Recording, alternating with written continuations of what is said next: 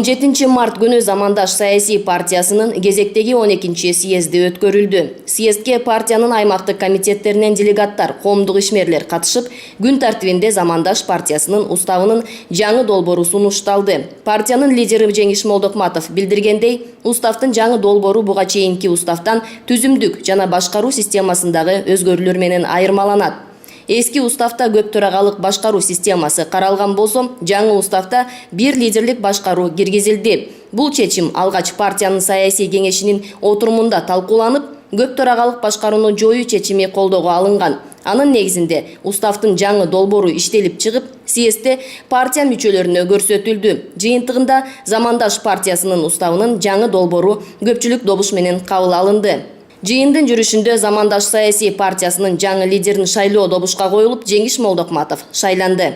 Урматтуу делегаттар, анда төраға Молдокматов Жеңиш Өмүргазиевич болсун дегенге кол көтөрүп, добушуңуздар берип коюңуздар, сунуштайм. Каршы? Калыс? Жок. Урматтуу төрага, ордуңуз кут болсун.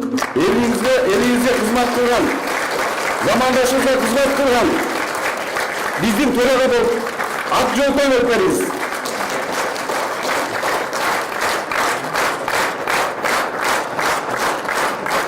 Молдокматов Жеңиш, мен ал ар дайым ак калпагын башынан түшүрбөй кыргыздын чыныгы патриот уулдарынын бири. Ошондой эле сүйлөсө оосунда сөзү бар, ар дайым кыргыз эли деп күйүп жанган жигиттерден болот. Замандаш тууралууна Жеңиштин талапкерлиги туура деп ойлодум. Партиянын да келечеги кең буюрса. Замандашпа өзүңөр билесиңер, буга чейин дагы мына 10 жылдык болгон турат, 10 жылдыктын ичинде өзүн как партия катары өзүнүн жакшы иштери менен көргөзө алды.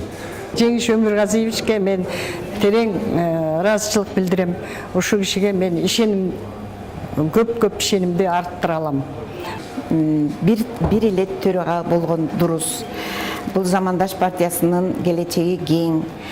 Замандаш деп өзүнүн эле аты эмнен айтып турат.